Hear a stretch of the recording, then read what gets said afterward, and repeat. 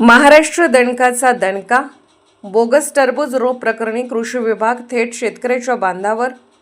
मंगळसा तालुका मंगळूरपीर येथे शेतकरी अतुल ठाकरे यांची फसवणूक. अहवाल वरिष्ठांकडे सादर, कारवाईचे संकेत.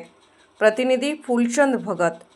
मंगळूरपीर तालुक्यातील मंगळसा येथे बोगस टरबूज रोप देऊन शेतकऱ्यांची फसवणूक झाल्याची बातमी महाराष्ट्र दणका वृत्तवाहिनीवर प्रकाशित होताच कृषी विभागाला तातडीने दखल घ्यावी लागली.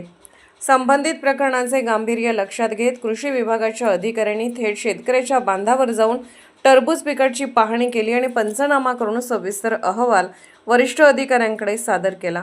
यावेळी शेतकऱ्याला न्याय मिळवून देण्याचे आश्वासनही देण्यात आले.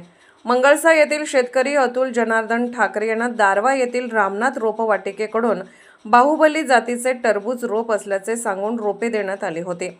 प्रत्येकी 2.5 रुपये दराने तब्बल 16,000 रुपये घेण्यात आले. यासाठी शेतकऱ्याने 5,000 रुपये फोनपेद्वारे आगाऊ दिले, तर नंतर 31,500 रुपये नगदी दिले.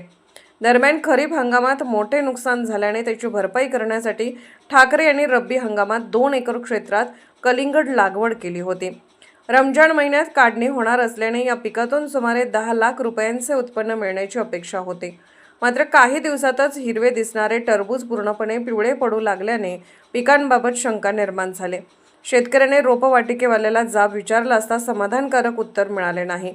अखेर टरबूजाची बोगस रोपे देऊन शेतकऱ्याची फसवणूक झाल्याचे वृत्त महाराष्ट्र दणका वृत्तवाहिनीवर झळकताच कृषी विभागाने तातडीने घटनास्थळी भेट देत पिकाची पाहणी केली.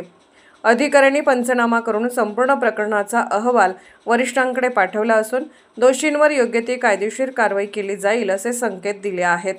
एकूणच एका बातमीने प्रशासन हलवले आणि फसवणूक झालेल्या शेतकऱ्याला न्याय मिळण्याची आशा निर्माण झाली आहे.